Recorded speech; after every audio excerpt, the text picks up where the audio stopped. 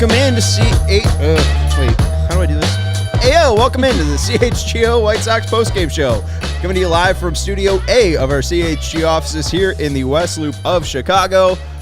I'm your host, Sean Anderson. You can follow me at Sean_W_Anderson. We got the full CHGO White Sox crew in studio. That's Vinnie Duber. You can follow him at Vinnie Duber. That's Herb Lawrence. Hello. You can follow him at Ecknerwall23. Very quiet. Yeah. A muted Herb Lawrence. What's wrong? I mean, they could have did that quicker. Yeah, They did it pretty quick. I mean, 2.5 hours. That Yeah. pace in the first inning, brisk. 14 pitches. Could have Wow. kept that going. Yeah, Aaron that would've Bummer been had, what, a nice. 6-pitch inning at one point, I think, later in the game, too? Aaron Bummer pitched? Oh, did? man, well, Wow. too. Yeah. Well, yeah, only 6 pitches. Yeah. Damn, I probably went to the bathroom. And there, Bummer was up and down. Welcome in. Make sure you're hitting that thumbs up button. Coming to you live after a White Sox loss 7-6 in Kansas City. And oh boy, it wasn't a normal loss. The Sox actually looked pretty good. After losing 12-1 on Monday, they went out there, put their head down, and went to work and got out to a 5-0 lead. 6-0 eventually. Yeah, 6-0 lead. Oh, was it 6-0? Yeah, Oh, wow. yeah. 7 unanswered. And then the sorrows happened. And Sean was sitting over there being like, well, there's nothing really to talk about in this game. What should we talk about? We need topics. We need to go digging for stuff. And Gregory Santos was like, here you go, Sean. I'll help you out. So 5 straight losses. It feels like they broke you, Herb. No, I mean, I've been broke. This team, Okay. I tell people, if the White Sox get a sizable lead, which they got 6 runs and the Royals had 0, go ahead and look at DraftKings and see what the other team is at right there. At the time, it was at plus 450. I didn't hit it at the time, and I regret it. Then Gavin Sheets hit that ball like right in front of home plate. I'm like, I better jump on it before it's too late and the White Sox start giving up the lead. Got it like 270, cashed in. Because I knew the White Sox are not that good in Kansas City, and they're not good this year. So I'm glad the Royals won today, but I wish that would have happened a little earlier, so they got my hopes up that the White Sox are actually going to win in Kansas City and do well today. Congratulations on your win. There's a word being thrown out in the comments, and this wasn't a topic yet, but I mentioned fun bad, and I think that maybe this team is fun bad at this point. I mean, you're losing on a balk off. Yes, awesome. I don't think you could actually write August if you were a TV writer. I know the TV people are on strike right now. I don't think that you could have written the Chicago White Sox August. I mean, that was just not hilarious because apparently someone was shot. But, I mean, it's just insane that you have the article up at ALLCITY talking about, what we can kind of take away from the Jerry Reinsdorf and Chris Getz thing. And it's just like, there was a Jerry Reinsdorf and Chris Getz thing. That was on the last day of August. I'm still reeling. I still can't believe what happened. And they won't stop losing. They took all that bad mojo from August, and it's just plaguing the team. I mean, Pedro yesterday said that, we're going to address the effort that we saw on Monday. In games like that, you're always going to get inconsistent effort. Am I okay with it? No, I am not. Am I going to address it? Yes, I am. They lost again. I mean, what are they addressing? I mean, this team just sucks. I tweeted so bad. I tweeted after that Pedro Grifol thing. I was like, they're going to lose 7-5 yesterday. It was close. The White Sox scored one more run, but it doesn't matter. Pedro, what are they going to start playing? Who cares? And they know they have no one else to go to.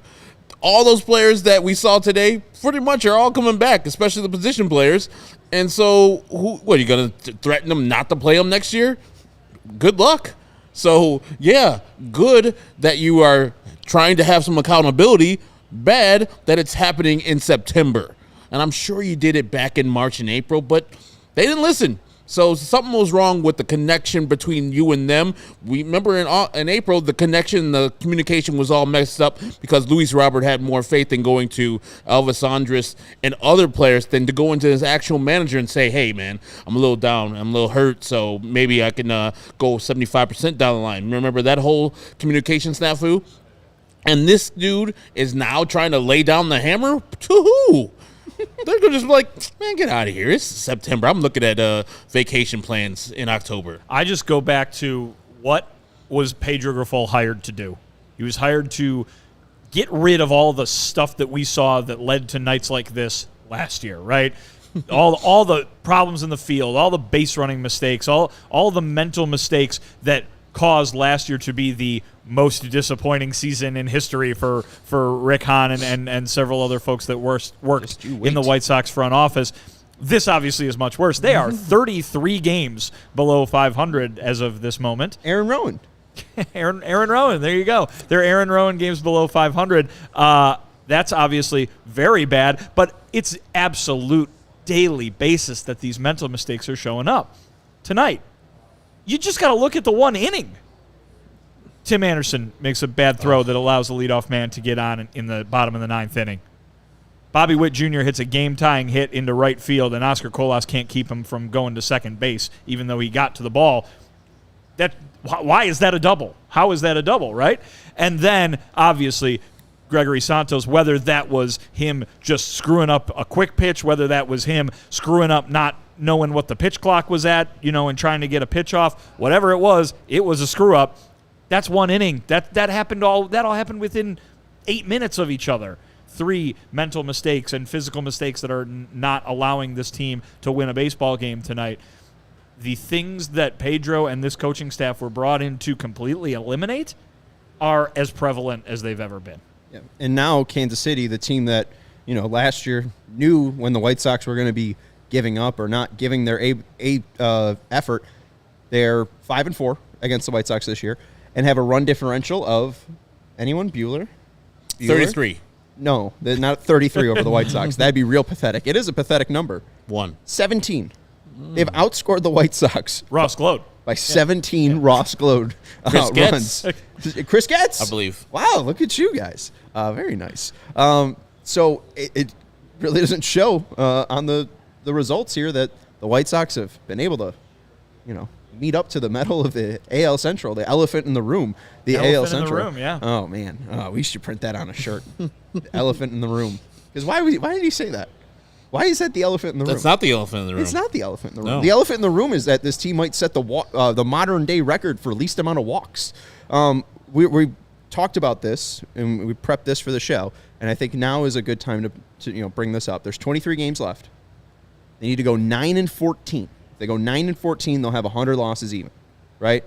So they need to go 10-13. If they go, I guess they don't want 100 losses. Right. So 10-13 would put them at 99 losses.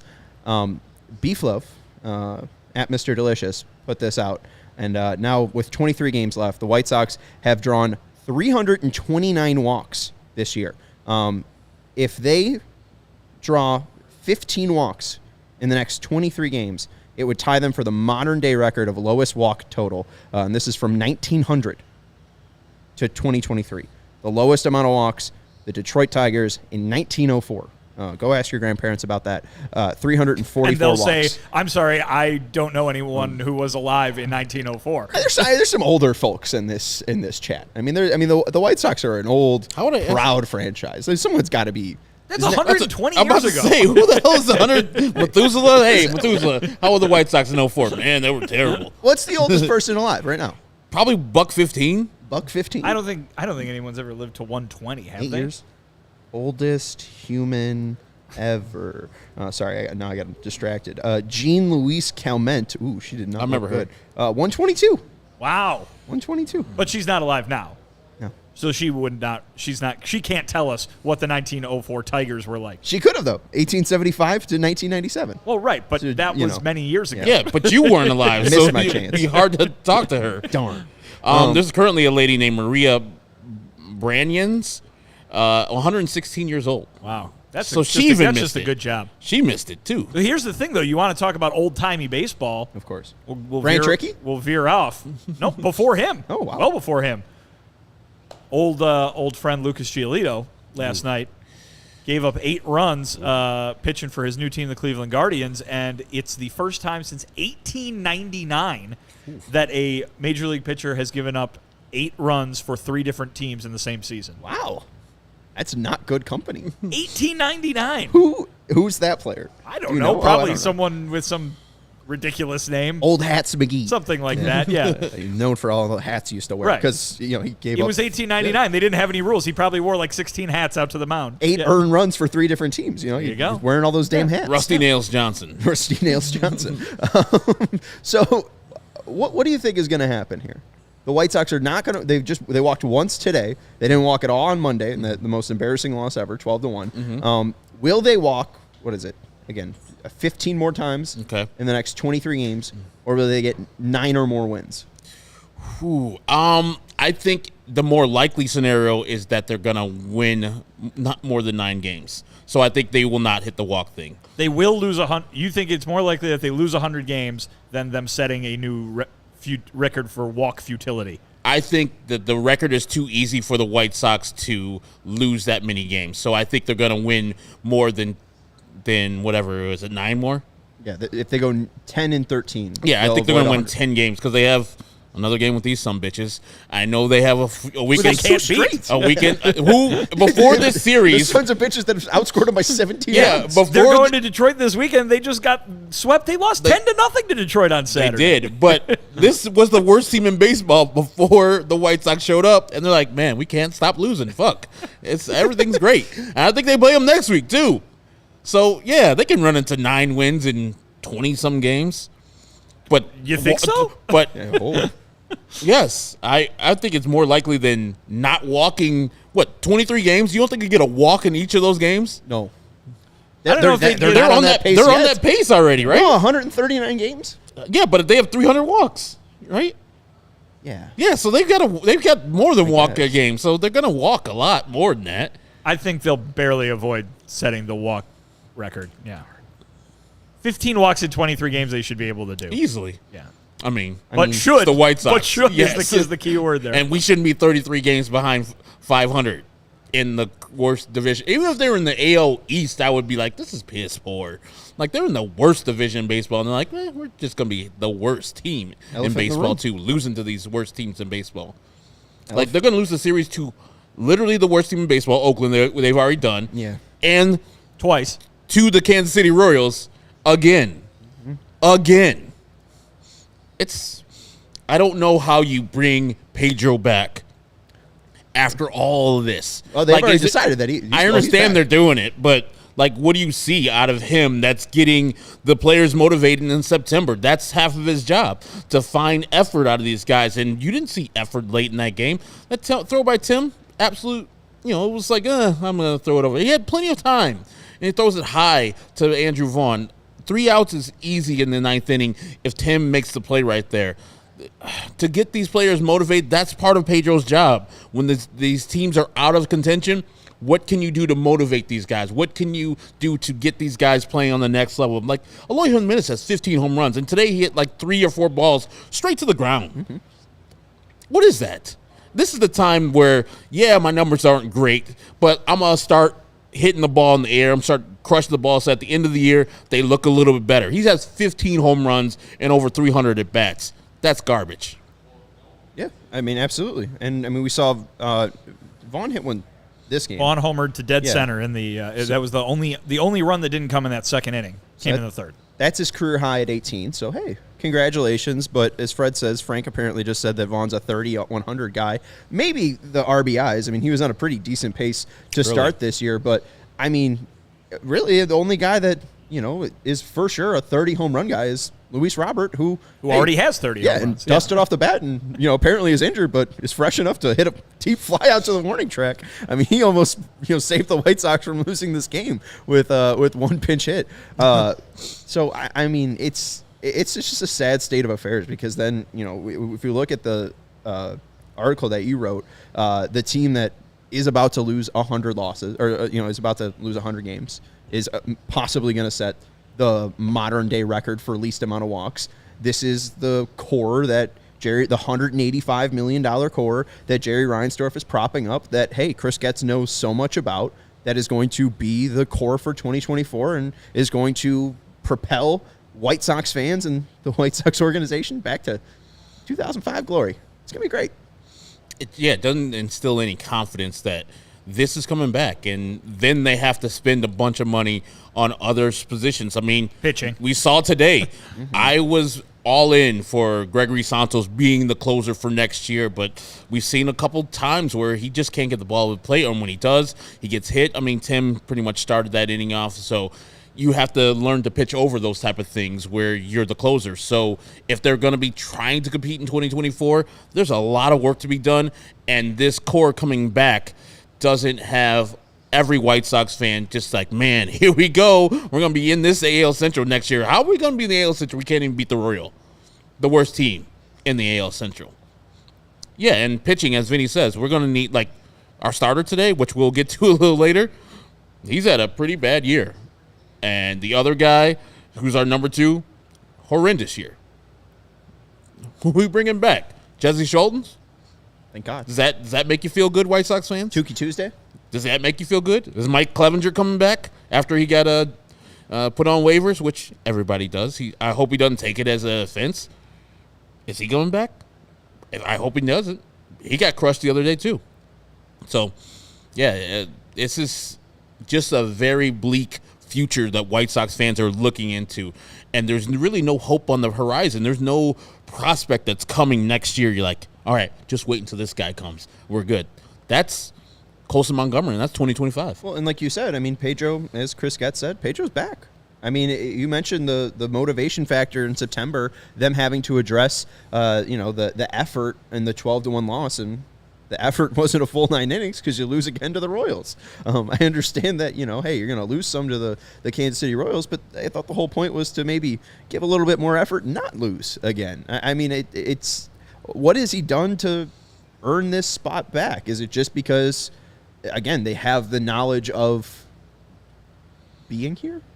Well, like, I think, as Cherry said, they know the players. Well, I think what Chris said on Thursday was sound logic, right? Was, hey, we're going to bring the manager back because all those guys, Herb, that you talked about going to be back next year, have had nothing but managerial change through their entire big league careers. Mm-hmm. If you're counting Miguel Cairo, it's 4 guys in 4 years. If you then throw Rick and Kenny getting fired on top of that, how many different voices have they heard? How many different perspectives have they heard? How many different philosophies have they heard on what these players should be doing on a daily basis? It's just constant change. And now Chris Getz is the latest to be the new voice, that these guys have to deal with. Making another managerial change, does that give you confidence going into next year that these guys are constantly having to do a new thing, learn a new thing every single season? All that said, of course, to answer your question, Sean, it's a perfectly valid question, right? Because I started at the top of the show saying Pedro and the coaching staff have dramatically failed to do the thing that they were brought in here to do, which was clean up the mistakes and get these guys to play at the levels that everybody expected them, that they individually could play at. With the exception of Luis Robert Jr., these guys have not done that. And so that might have been a ridiculous ask of Pedro Grifol and this coaching staff, but it's what they were hired to do. So if that's the standard that they're being judged by, right? Because that's what Rick Hahn said that they were being hired to do. Then that's how we have to judge them, and the judging is not going to go well for them if that's the case. I will say, you can talk about the familiarity. So you would like to believe that Chris Getz, having been with Pedro in Kansas City and having now been with him here for this whole season, would have the amount of information that he would need to make that decision, right? It shouldn't be, we're going to have to – I'm going to sit down with him and see what happens. Like, he can answer that question confidently because he knows this guy and he knows what kind of manager he thinks he can be. But to ask everybody to just trust him, after the season that they've had, I'll repeat the phrase, ridiculous ask kind of thing perhaps. And certainly White Sox fans like yourselves and everybody watching shouldn't be jumping for joy that Pedro and perhaps the bulk of this coaching staff will be back again, because what have they done to give you any optimism this year? It just keeps getting worse. Yeah, and it's not his fault. I don't think it's fair to say that it's all his fault. No, but the thing that he was hired to do, spectacularly, they have not done that. Oh yeah. And I would say, like, once you see that he can't do the job or he has failed at this job that he had this year, It's been real. I get your point, too, and I guess Chris gets his point, continuity being more important than actually upgrading the position. These players, I would say to them, is like, hey, you can't stand a fifth manager in 5 years? Then play fucking better. Stop being bad at baseball, or we're going to keep on seeing new managers every single year. I mean, I've seen a decent amount of what I've seen of Pedro. I've been good. I'm good. And as a guy who says managers don't matter that much in wins and losses, he, as Vinnie says, I don't think he is the 33 games below 500 reason why the White Sox suck. He's part of it. So whatever he's not doing or whatever he's doing, it's not working. And if I was a new GM, I would want a clean slate. I want a new guy in there because that's my hire. That guy's going to be – I'm going to be responsible for that guy. When things go wrong, hey, you kept Pedro, right? That's your man. And you're going to be accountable for what Pedro does. Instead, I'll be like, hey, man, Pedro, I liked you in Kansas City. Yours all good. But you see the results this year, brother. We can't do this on a team that was purposely trying to win the division, and we're this bad. You're part of this, so you got to go too. And I think the players, while pissed, be like, we lost our GM, our executive VP of baseball operations, and our manager.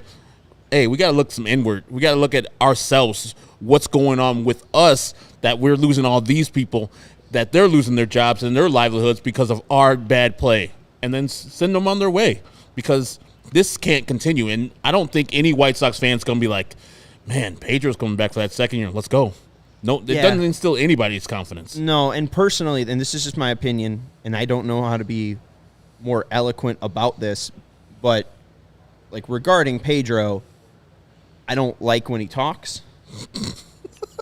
Like, I don't like it. Like, every time he talks, I just don't like it's the sound of his voice, the way he says things. Is it because they're losing? Maybe. Okay. I mean, maybe it all sounds a lot different if this is an 86 and 53 team. But like, God. I personally don't like listening to him talk. And maybe it's just overexposure. Hey, maybe it's like that song on the radio that you just can't hear. Stop hearing, or can't keep avoiding. And that's Pedro Grifol's voice and just kind of cadence to me. Do you think the players feel that same way? I could see it. Plausible. I don't know. God. I don't know. I mean, it seems like they're. I mean, at least Yohan seemed excited that Chris Getz was coming back. Oh, God. We're gonna take a quick break, and we do want to let you know, or ask you to hit the thumbs up button. We appreciate everyone hanging out with us. We got 99 people watching. Some stars in here. We got Jackie. Got Beef Loaf in here. That's crazy. Yeah, appreciate everyone hanging out with us. Regulars too. Matthew Lucas. Hit that thumbs up button. That very red Vinnie Duber, Alec, who was interviewing. I think that was Jake Berger. That was Lucas Giolito. I was interviewing that day. But neither of them are on the team anymore, so yeah. Many Hats McGee. Is that so the guys that have sat with you in that dugout, yeah, are they all off the team? Well, it's been those two, so yes. Okay, all right. So the curse of the Vinnie Duber clubhouse interview or dugout They interview. also were picked for their interviews because they were playing well, and right, yeah, they had trade value. Sean asked that speak to Pedro next week in the dugout. Sean asked that you speak to Pedro next week. Yeah, absolutely. Put a microphone in front of his face. Little sit down chat, Pedro. All right, let's take a quick break, and I want to let you know about our friends over at Ray Chrysler, Dodge, Jeep, and Ram. Get your ducks in a row because it's the grand reopening of Ray CDJR in Fox Lake. Flock in September 9th and celebrate our Get Ducked event with free prizes and your chance to win $1,000. Plus, during Jeep Adventure Days, get employee pricing on all new 2023 Jeep Gladiator models. The grand reopening of Ray CDJR in Fox Lake is only on September 9th, but our savings are all month long. So, again, make sure that you are checking out Ray CDGR,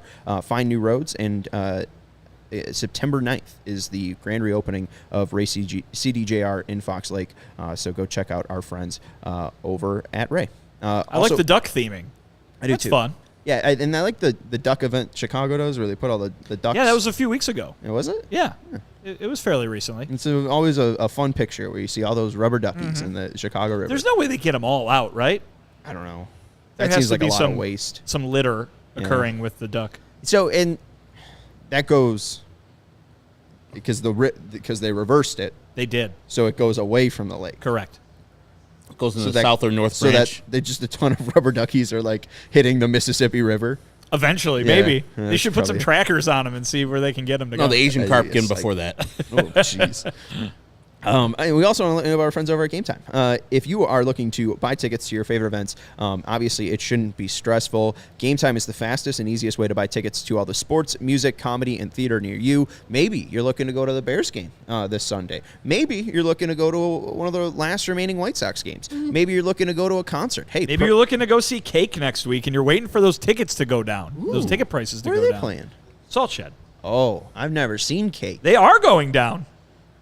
All right, keep your eyes peeled. You going the distance? They're not going down I might go like by a lot, but they're going down. I might go the distance. Yeah. That's the only song I know by for Cake. speed. You know, short skirt, long jacket. Okay. Yeah. They also have a Jolene. It's not that Jolene, but it's a Jolene. I like Cake a lot. Yeah, Cake's pretty good. I like Cake. I'm a fan of Cake also. Like a cake. I'm not a fan of like cake. I mean, pie is better than cake, but yes, Cake is delicious. Pie's better than I'm Cake over pie. Ooh, Yeah. it's a tough go. Yeah. Do you? Unpopular opinion. I say pie because then you can put pizza and all that stuff in there. well, No, no, you pizza can't. is not pie. It's pizza No, pie. I'm talking about sweet pie versus sweet cake. Sweet pie. Sweet pie. Peach Ye cobbler is old part of sweet pie, Huh? right? Peach cobbler is part of the pie group. Yeah, Yeah. Game over. French silk. Game over. I agree. I agree with you. I mean, hell, give me just like a basic ass Oreo pie. I'll take that over a cake. I'm not a cake guy. So we don't do meat pies then. No, that's a separate genre of food. Weird. Freak. With killer deals on last minute tickets and the best price guarantee, you can stop stressing over the tickets and start getting hyped for all the fun you'll have. So make sure to download Game Time. Use our friends. They will keep all that stress away from you. So you're just going to cake and enjoying your sweet time. Forget planning months in Nice. advance. Game Time has the tickets right up to the day of the event, and you can get image before your seats, before you buy, so you know exactly what to expect when you arrive. Maybe you're going to the friendly confines and you don't want to sit behind a pole. Very important to check that out. And with the Game Time guarantee, it means you'll always get the best price. If you find tickets in the same section in row for less, Game Time will credit you 110% of the difference. So snag the tickets without the stress with Game Time. Download the Game Time app, create an account, and use code CHGO for $20 off your first purchase. Terms apply. Again, create an account and redeem code CHGO for $20 off. Download Game Time today. Last minute tickets, lowest price guaranteed. I think we got some team cake in the chat. Ernesto actually makes a good point. Yeah, Tres I agree. leches cake is, I mean, it's the best dessert out there. If you haven't had a good Tres my guy, leches cake, Ernesto. oh man, Man, we got some real people in the chat. yeah. Shout out. Missy Carroll in the house. let's- Beef, of course. We got the super chat here. Yeah, from Maddie Rice. Maddie Rice, $10 super chat. Make sure you hit the DraftKings and the goose honk, please. Sir Goosington. I vote Vinnie shows Jerry how to play bridge. That's pretty good. Do you know how to play bridge? No idea. Do you know how to play bridge? You're the old guy. No, I know how to play spades though. What's that? Come on now, it's a great game. Have you ever played hearts? No. Okay, spades. I did propose that we play cards today. Yeah, It's true. You So- didn't specify a game, though. Just to be fair, you could teach Yeah. me It's- spades. It's hard. I know war. I can play war. I can play war. Yeah. Yeah, war's fun. What is it good for? Absolutely nothing. All right. But I didn't hear Vinny do the Sir Goosington's thing. That's my Oh. thing I live for. I had a comment being directed at me in mid. I'll set you up again. Here you go. Thank you. Now presenting Sir Goosington. It's a good bit. All right. They're playing the Royals. That would be the That's kind true. of scene that a Sir Goosington would be involved with. And let's we can go to the Dylan Cease stuff. You can show your little graphic here, Steven. Dylan Cease was the pitcher for the White Sox today. 5 1/3, 5 runs allowed, 8 hits surrendered, 7 struck out, and 2 walks At least allowed. That's good. What's that? At least that's good. 7 Ks to 2 walks. Yeah. Yeah. I mean, the highlight of Dylan Cease's start was Mike Massey hitting one into the drink. I mean, he gave up Mercy. three. He gave up 3 homers. Yeah, it's not not very good. good. And he was rocking it all day long. Like he was like the ones that didn't go out were killed. And that's, I don't know if he's just like playing out the string, getting his 32 starts in and doesn't care what the numbers are at the end of the year, because really he can't fix the numbers that they are right now with only a month ago. But it doesn't feel good that Dylan Cease has been good this year. Like he's been probably mid to lower part of the league in pitching, and we're going to throw that back as our guy who's going to be leading the White Sox in 2024. I know he's much better than this, so I'm going to lean on that this is the anomaly and not 2022. But, golly, the Royals just crushing you. The A's crushing you. Like, what are we doing here? I mean, I keep pointing to the pitching staff next year because it's, galling that they don't have any pitchers to put in there. The guys that they do have in there are two big question marks. I mean, Dylan Cease not nearly as much as Michael Kopech because he has a little bit of a track record that you can point to, and certainly last year, where he was one of the best pitchers in baseball. But you have no certainty with anybody. You have no certainty with any of the 5 spots in that rotation right now. I mean, 3 of them are just literally blanks. And then Kopech, you have no certainty. And Cease, I don't think you can have any certainty. I don't think anybody can sit here and tell me what he's going to do next year. Can you? He'll pitch for the White Sox. Well, that's true. I would say that's probably true. If there's one guy that's for sure pitching for the White Sox, it's Dylan Cease. I'm pretty sure, but they will find. I mean, they'll probably look to find a partner. No one is untouchable, as Chris Getz said. Yeah, that still thinks he's Dylan Cease of 2022 and gives you something that you might like. And hey, I know he hasn't been good, but their plan is to, in the elephant in the room, the AL Central, trade away their best pitcher. I don't see it happening. I don't see it happening because the owner of the team sat down for 25 minutes and told us that the reason he hired the new GM was so they could compete as quickly as possible. Right. Yeah. I mean, seriously, that to me tells me so much about what they're going to do next year. I didn't hear Chris Getz stand up and say in his press conference, "We intend to compete next season." You know what I mean? It's very possible that he thinks that they need to do a little bit more of a dramatic remaking, that trading Cease or someone like him might be a good idea because, hey, it really sets you up really good for 2025. But the guy said the reason he has the job is to win as quickly as possible. Do you think removing the only pitcher who is somewhat, has a leg to stand on in terms of being good and being decent, you think the only guy that's taking up a spot in that rotation where you're not like, ooh, I don't know, is going to be gotten rid of? No. It wouldn't seem that way to me. I would think that if Chris Getz at the end of this month or whether it's at the GM meetings in November, talks about the offseason as if they're going to not compete next year, I would be surprised. Yeah, and I just want Chris Getz to go into this GM and winter meetings with an open mind. I don't want to trade Dylan Cease, as you said. If you trade Dylan Cease, this is a long, protracted rebuild that Jerry doesn't want. And so then that means that Chris Getz has to ask Jerry for a bunch of money because we don't have enough people to trade off of this team or on the minors to get a quality starter next year. And then the only other option is to sign 3 free agent starting pitchers. They're expensive. And Jerry doesn't like to do that too tough. And some of those pitchers, they won't be looking for 10-year deals, but they're looking for 5-year deals.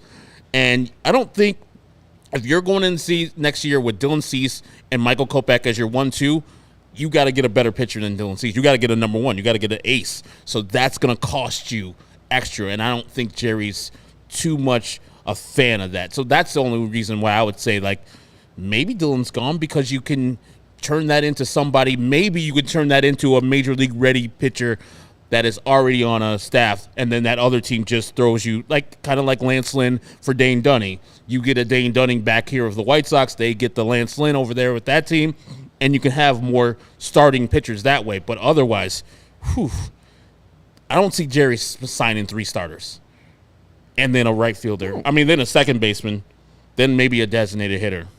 I mean, when he was asked about if they were going to, what the budget was going to be like, we spent a lot of money this year. No, I didn't. People talk about why won't the White Sox spend? I think we had a payroll of $180 million this year. We'll do what Chris thinks we ought to do to make us better. And then he said he won't sign Ohtani. Yeah, right. Look, we're not going to be in the Ohtani race. I'll tell you that right now. Thank you. We're not going to sign pitchers to 10-year deals. One pitcher has ever been signed to a 10-year deal, and it was in 1980 when free agency was invented, and Cleveland was like, oh, We'll sign you forever. Who was it? I don't know, like Old Hats McGee. Old Hats McGee got a 10-year deal? Wow. The 80s are Pitching for the 1899 Spiders? All right, the dude has a killer mustache. Oh, my God. I mean, he looks like he could be a Wayne Garland. That's his name, Wayne Garland? Wayne Garland. That's a 1980 look, that's for sure. Yeah, doesn't he look like a Wayne Garland? Yeah, he got a 10-year deal. 10-year deal worth $2.3 million. Hey, good for Wayne. Yeah, and I mean, living it up somewhere. You know, I mean, Baltimore, it looked like. Baltimore and Cleveland With Larry Sheets. probably knew Steve Stone. But the only guy that's going to be probably over $100 million pitcher, I mean, maybe Gio, but it's Aaron Nola. Ooh. And we saw. You think Lucas Giolito's going to get maybe $100 million after this? No, I don't think so. Gio's coming back here for cheap. I'm just trying to say I mean, there isn't an ace out there. There was one guy that there's two people out now. Shohei's not going to pitch, and Julio Urias is never going to pitch. Is never going to pitch or play baseball again if Major League Baseball was smart, because his second domestic violence allegation against him. But yeah, like you said, Nola he's going to break the bank. Stroman's used to be there, but now he's kind of hurt. His back problems. Yeah, maybe the White Sox luck out and probably get a guy like Martin Perez, Hanjuru. Does that instill in confidence in you, Sean? No. I mean, it should instill way more confidence than what Tuki they currently have. Yes. Yeah. But that's going to cost some money. Seriously, you just said those two names. If they got those two guys, their pitching staff, their starting rotation compared to what it is now without those two guys, Ryu's hurt. Ryu's like 36. I don't care if they sign Ryu. How about it's Michael like Lorenzen? Pollock for the rotation. You'd rather have Jesse Schultens? Yeah. Oh my God! Stop, Sean. Then Stop Ryu? It. Yeah. Stop it. I'd Stop rather have it. Schultens Stop than Ryu. it. Stop it. Schultens ain't that bad.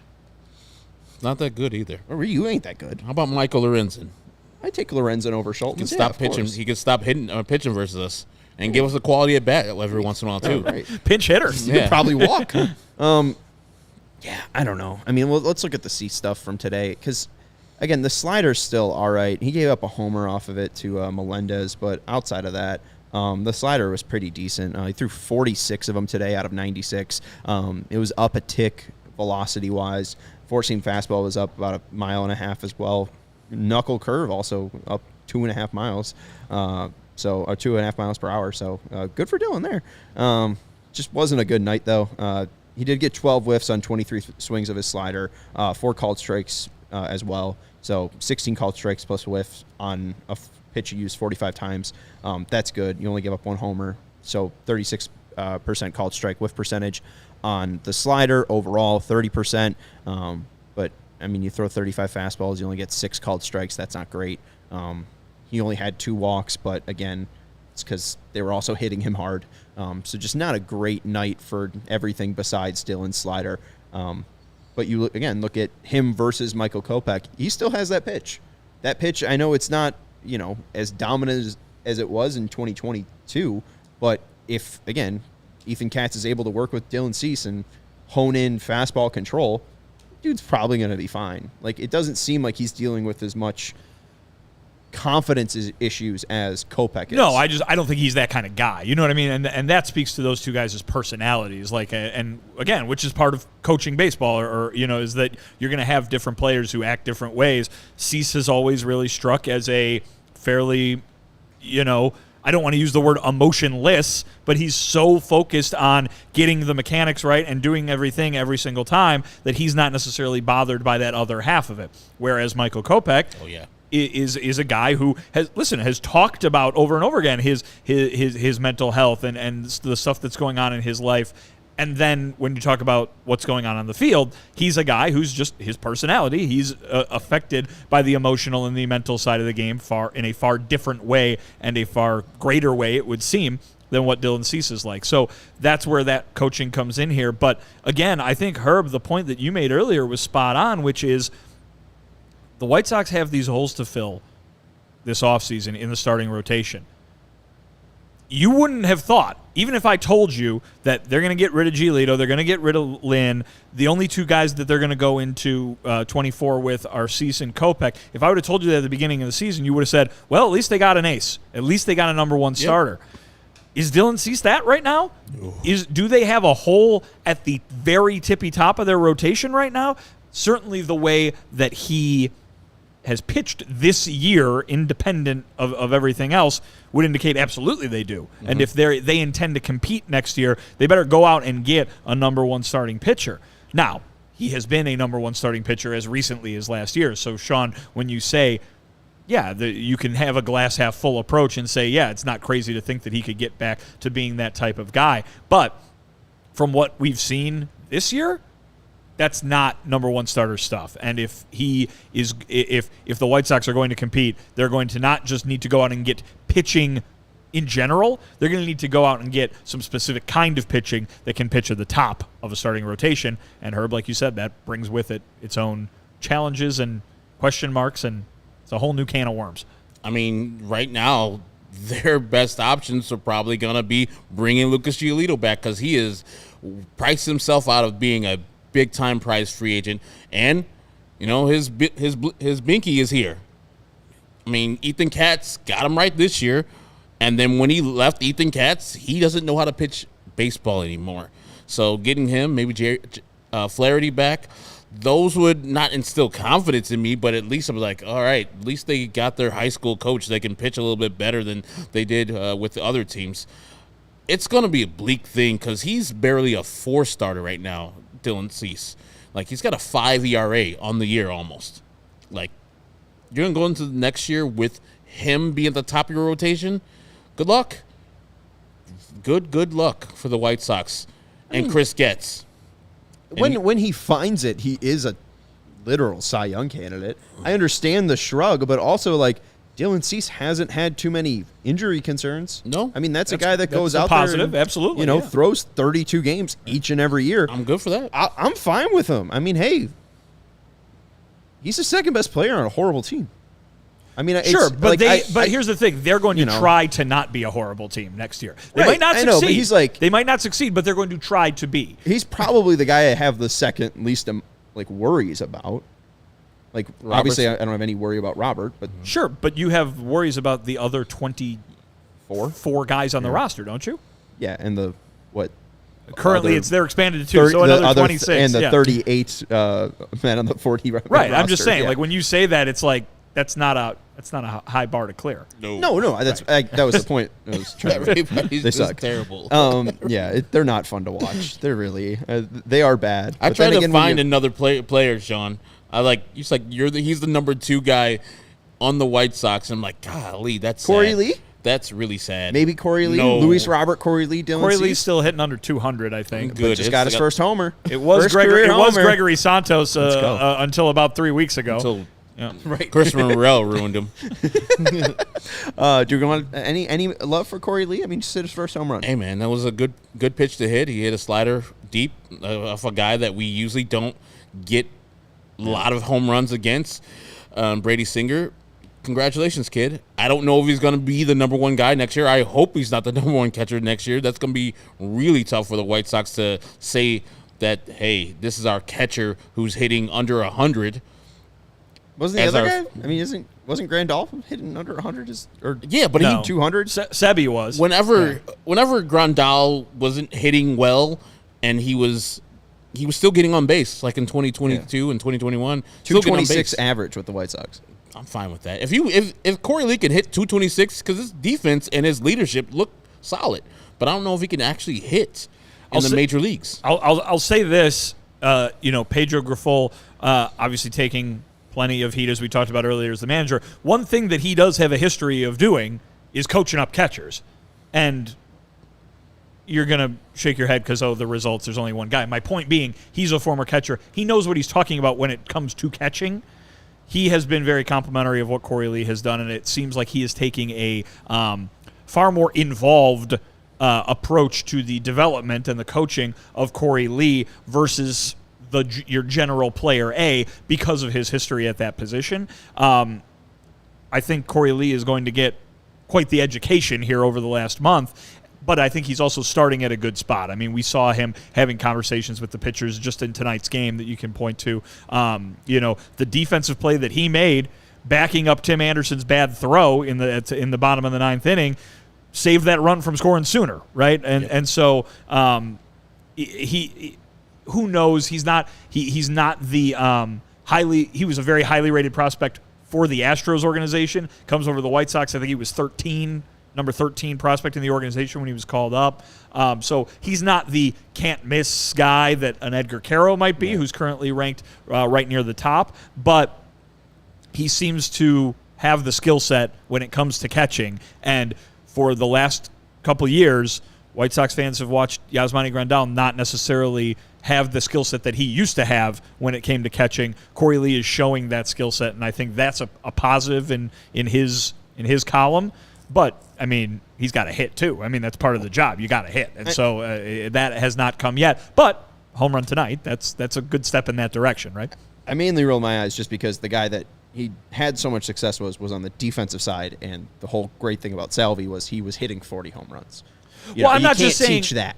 What I was not trying You can. I was not trying to say he is such a great catching coach because Salvi Perez. I was just trying to say here is your manager who has a history at that position very specifically. Absolutely. And Salvi himself tells you that he helped him a ton. Yeah. And when he's on the White Sox next year, you guys don't believe this. I know he makes a lot of money. He's going to be a White Sox. He's White Sox property. No. Next year. I don't see it happening. Ooh, what? I feel like they'd have to balance the money. There's no way the White Sox are taking on $20 million. Then they have to give them players. Right. No, that's why they're taking the salary of $20 million for the next 2 years, 40 total, and you just get him like some single A guy who's milling around. I bet you that Royals guy turns into a champion. You're going to pay Salvi Perez. I'm not $40 million. I'm not. The White Sox are, because they love Royals people and they love Salvador Perez for a damn reason. I mean, they should love Salvador Perez. He's not good anymore. Well, no, I don't mean now. I'm just saying they have reason to love Salvador Perez. But no, that doesn't make any sense that you don't have a lot of money being freed up to begin with, you know? You have a lot of money. There were only $120 million on the books, and then before all the raises happened, so they can get up to the $180 that they're spending this year by just making some shrewd moves. Well, apparently they're going to use it all to get Salvador Perez, according to you. It wouldn't be my first thing, but you look at the free agent. Do you look at the free agent list for catchers?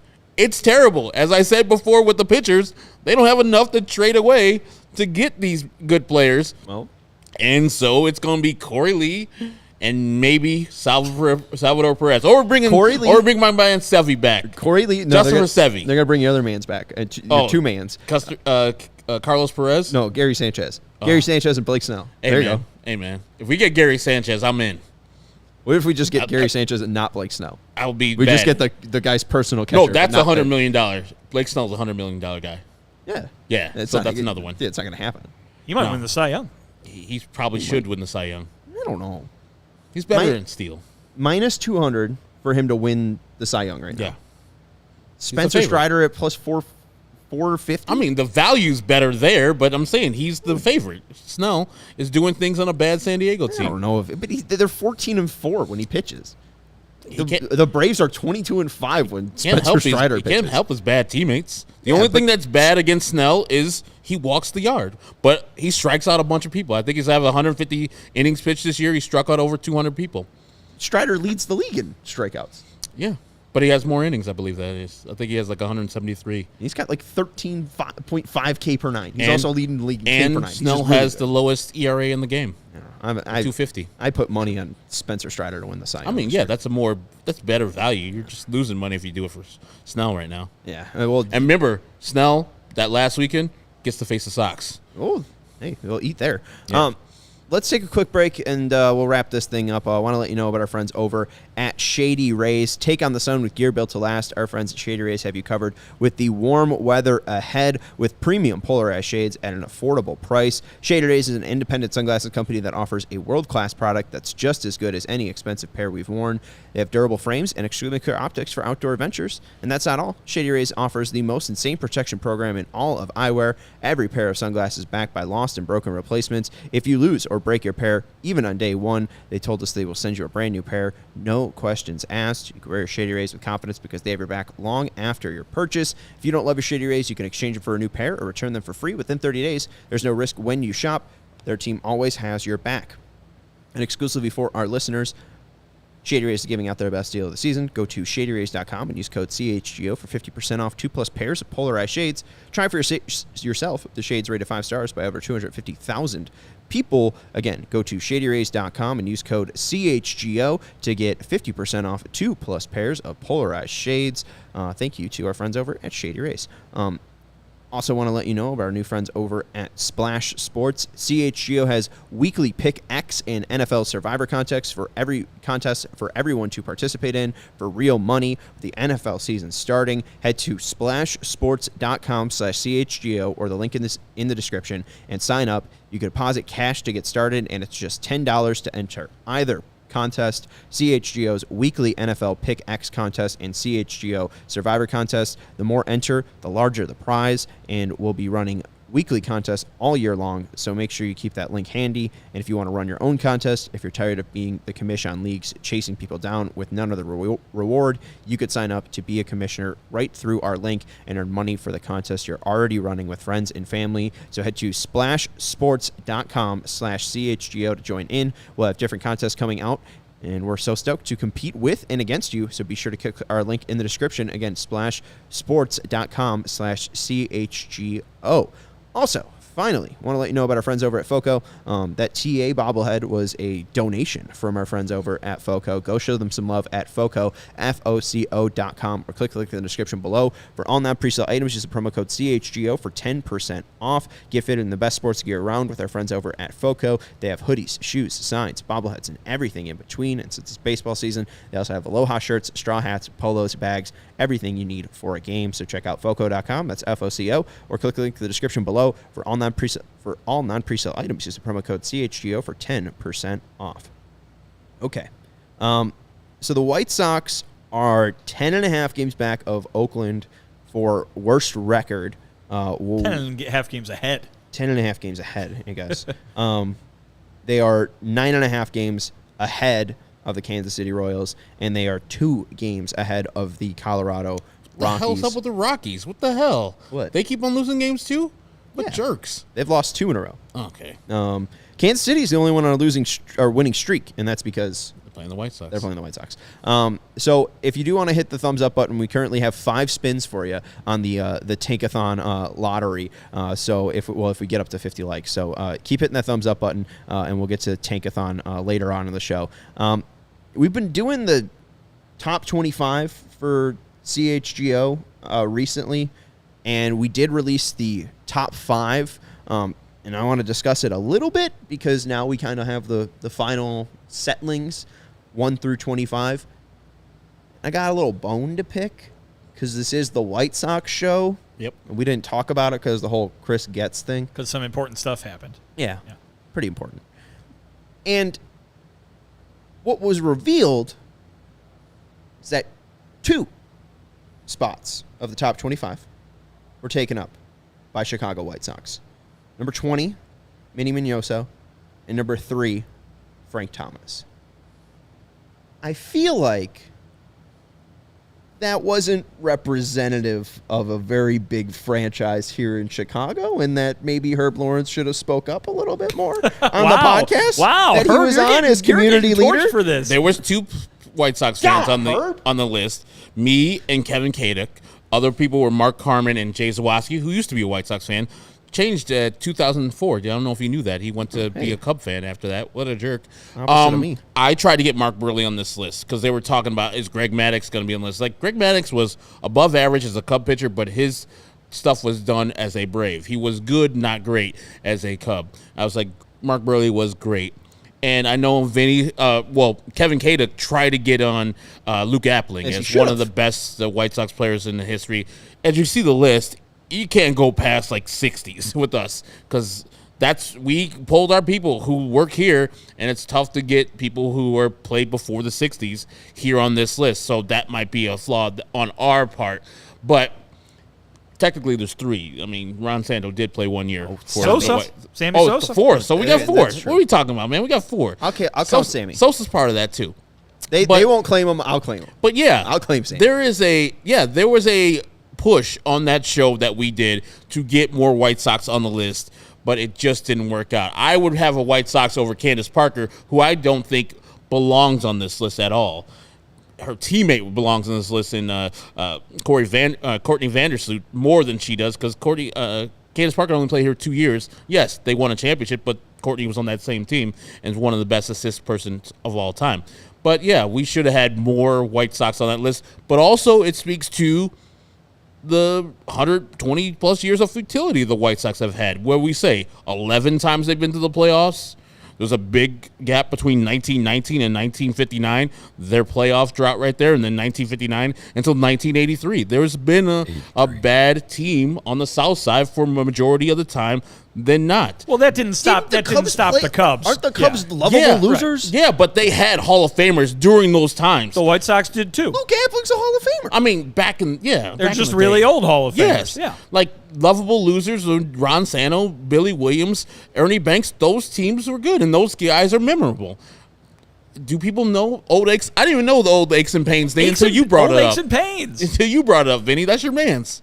Like I don't. It's a great nickname. Billy Pierce is good. You know all the rest of the pitchers. I think the guys that are maybe missing from the White Sox standpoint would be Louis Aparicio and Nellie Fox, perhaps from those. From that, they were both on that 59 team, I believe. But yeah, Chico Carrasquillo. Okay, so the only reason why Luke Appling didn't hit 80 WAR in his career with the Chicago White Sox is because he had to fight in a war. Okay? This man in 1943 played 155 games, had 7.4 WAR, finished second in AL MVP voting, and then went and fought in a war. And Sean, guess what? I will guarantee you that all 90-ish% of the people who voted in this poll have never heard that person's name before. I'm really sorry. If you work at a Chicago sports media, you should know who Luke Appling is. You should know who Luke Appling is. I think that's a high standard and an impossible one to meet. Yes. It's not. Yeah, it's not. It's America's pastime. And Chicago, in Chicago modern baseball history, who has the most WAR of all time? In Chicago baseball history. You use the word modern there, which might be a little ironic. Since 1900. If you're talking about modern day baseball since 1920, yes, he's that guy. He's that guy. He's that dude. Number one in WAR. What is it good for? Absolutely nothing. He would have been been at today. Would have been at 80 WAR, and the fact that Ron Santo is above him is just because Ron Santo was a broadcaster. Okay, Ron Santo is not better than Luke Appling. Shut up.